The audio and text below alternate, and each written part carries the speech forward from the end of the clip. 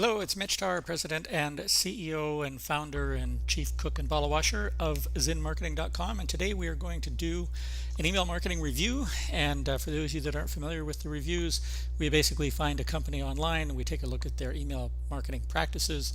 We're looking from the outside in, and we basically use them as a case study or as an example to show you some ways that you might improve your email marketing campaigns, or that you might refine or do new things with your email marketing. So the company that we found today is called leadgenius.com. They're a relatively new company, it looks like. And so we did the thing, when we find a company like this, we do the thing, we kind of pretend we are a potential customer and we just go to the website. Now, we could have gotten to that website in a number of different ways, but we just go there. Once we get there, we kind of start reading. We look at the headline, we look at the website, we kind of try and behave like a typical user might be. And we try to learn more about the organization. And of course, while we're doing that, we go through and take a close look at their email practices to try and find out the things they're doing really well and the things that they could do to improve. So here we are. We come to the leadgenius.com homepage, and it looks like this. Really like the headline. It's large, it's big, it's bold, it's the main thing in the center.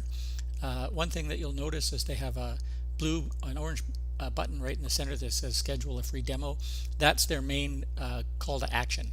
When you go to different pages like what we do, success stories, pricing, etc., schedule a free demo is the primary call to action, and you see it in the top right of some of those other pages.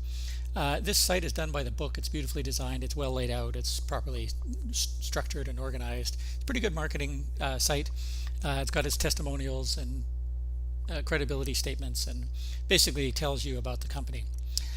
But of course, we start looking around and we start to say, where can we find a place where we can sign up for something, a newsletter? We couldn't really find anything. We went to the frequently asked questions page, which would be one common place. And the one thing we see at the very top, it says, can you help me?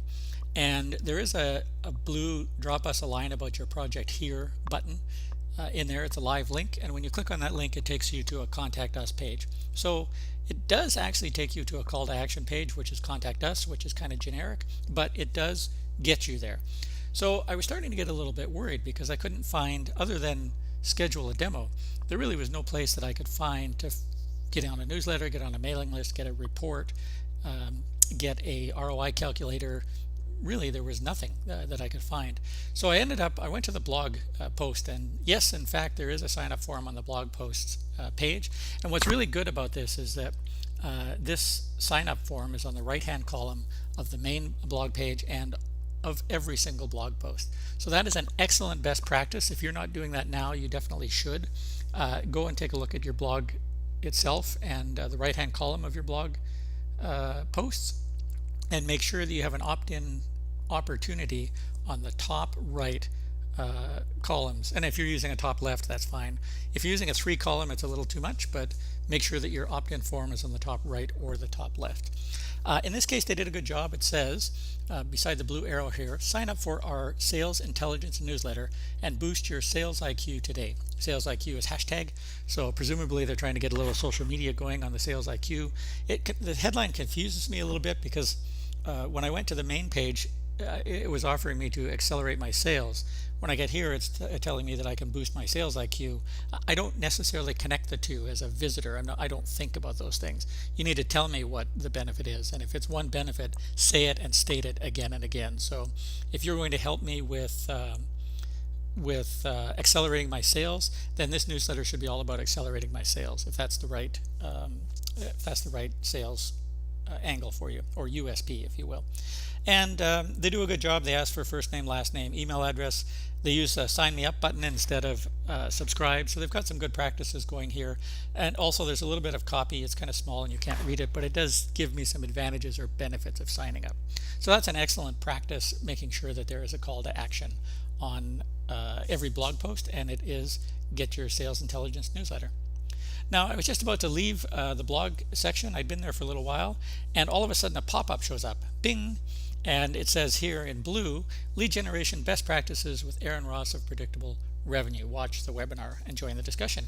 So that is an excellent offer and call to action, and it shows up on the pop-up. So a couple of principles here. The pop-up is good. It's a great thing to use. Many of you don't like it and won't do them just because of that. And my advice is that's not a good reason not to accept the much higher level of conversions that you get by using a pop-up. And I've seen pop-ups change conversion rates by a factor of 5. So 5 times as many leads, 5 times as many opt-ins as you were getting before. And you don't lose people just because a pop-up is there. People know they can get rid of them. And in this case, the pop-up was well done because it didn't show up until, I didn't do a count, but it didn't show up until maybe a minute after I had been on there. And it only showed up one time. It didn't show up on every single page every time I moved somewhere around the site. So they're very using very good practices on this. So I definitely like that. Now, one thing that I thought was interesting was the main call to action on the home page was schedule a demo. The main call to action on the blog was sign up for the newsletter and increase your sales IQ. And the call to action here on the pop-up is best practices webinar. And I just kind of find it interesting that there are 3 different calls to actions put throughout the site in different ways. One of the things I noticed is that they are using Google Analytics on their site, so they are tracking what's going on. They'll be able to have a visitor count, and every week they should be able to track how many demo requests they got, how many newsletter subscribers they got, and how many webinar signups they got. And basically the skill of email marketing is to now start changing things, testing things, tweaking things, updating copy, trying different tactics to get those numbers to improve. So if you got a 1% conversion rate off of all of your website traffic, if you were to increase that to 2% or to 4%, that would definitely increase the number of leads you got. And if at the same time your website traffic doubled, then that really changes the number of leads that are coming into your business. So doubling the number, your conversion number here, and doubling your traffic at the same time really affects your business. So something to think about. Make sure that you're tracking and monitoring these things.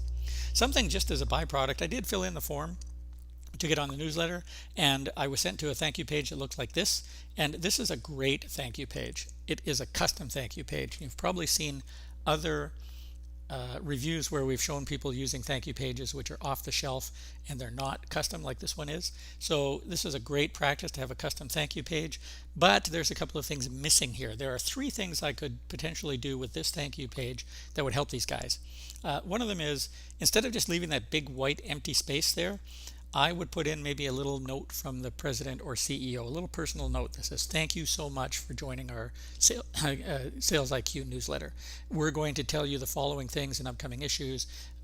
We're going to give you some information. We're going to help you. We enjoy connecting with you. We're happy to answer questions. Just something personal from the CEO. The second thing I might do is I might so the link here says back to the blog, but I might put a link in here instead that sends people to a specific article on the blog or a specific case study. See how such and such a company increased their lead flow by 2,468% using our service. Send them to another link that says, see the Lead Genius ROI calculator to see how much this could impact your business. I would really send them to a specific blog, keep them engaged and interested by sending them to a specific blog post. A third thing I might do, since I've got this webinar invite out there, that webinar offer out there, I've got someone who's signed up for the newsletter, so they're connected in a little way. I might offer them the chance to join the webinar right here and put a webinar offer on this page as well. So my advice really is, first of all, use a custom thank you page, and second of all, take advantage of it. You've got a visitor there who's just joined your list. This is your chance to make a first impression, to keep them connected and engaged to the site. So it's done exactly the right thing by saying, here's what the actual copy is. Thanks for your interest in sales intelligence. Please check your inbox to confirm your email address.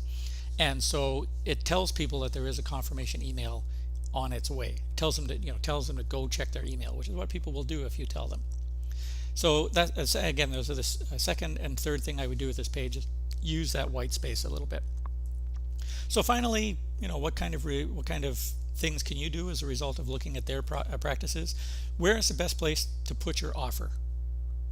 Where are you going to put them? So we've got an offer on the home page, offer on the blog post, and offer in the pop-up place. Think of all the different places on your website where you could place an offer. Make sure there is one there.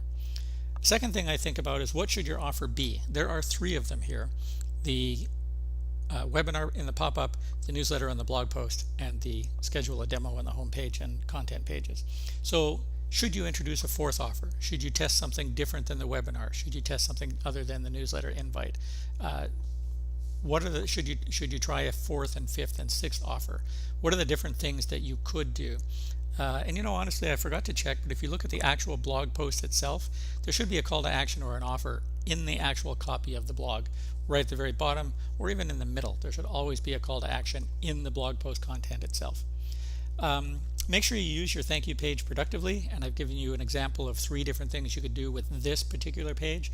And finally, by the way, is this a double opt-in process? Is their sign up sequence a double opt-in process? Give you a second to think about that.